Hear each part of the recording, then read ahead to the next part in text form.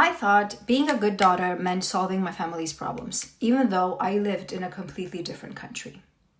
I'm an only child, an immigrant, and I carried a role in my family that nearly broke me. I'm Irina, I'm a UK-based psychotherapist. Around here we talk boundaries, confidence, identity, resilience, and how to finally break free from burnout and perfectionism. If that sounds like you, you're in the right place. I remember being on the phone with my parents many times. Angry, anxious, frustrated, trying to solve problems that weren't even mine.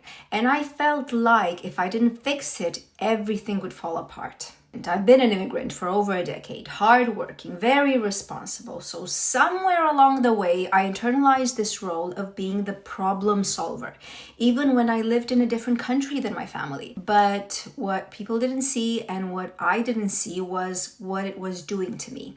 All through my 20s, I struggled with anxiety, with depression, and some very, very dark thoughts at times, like really dark. And yet, most conversations felt like another responsibility, another crisis, another thing I had to hold together. Turning point came when I realized something really uncomfortable for me at that point. Love and responsibility had become completely tangled in my mind. I thought that being the good daughter meant absorbing everyone's stress and fixing and rescuing. So, here are 3 boundaries I wish I set much earlier. I stopped trying to be the therapist. I can listen, I can care, but I'm not responsible for solving other adults' problems, even if they're my family. 2, I limited emotional topics while on calls.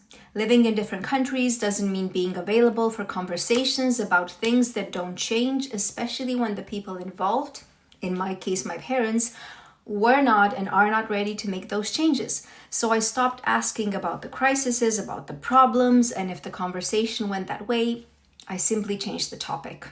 3, I stopped carrying guilt for having my own life. You are allowed to build a life that doesn't revolve around managing your family's emotions and struggles. Sometimes the real boundary is accepting your family's problems, parents, grandparents, siblings, whoever they are not your life's work. Feeling guilty doesn't mean you're doing something wrong. Sometimes the guilt is just the emotional withdrawal symptom of stopping a role you were never meant to carry, especially if you were the responsible good child.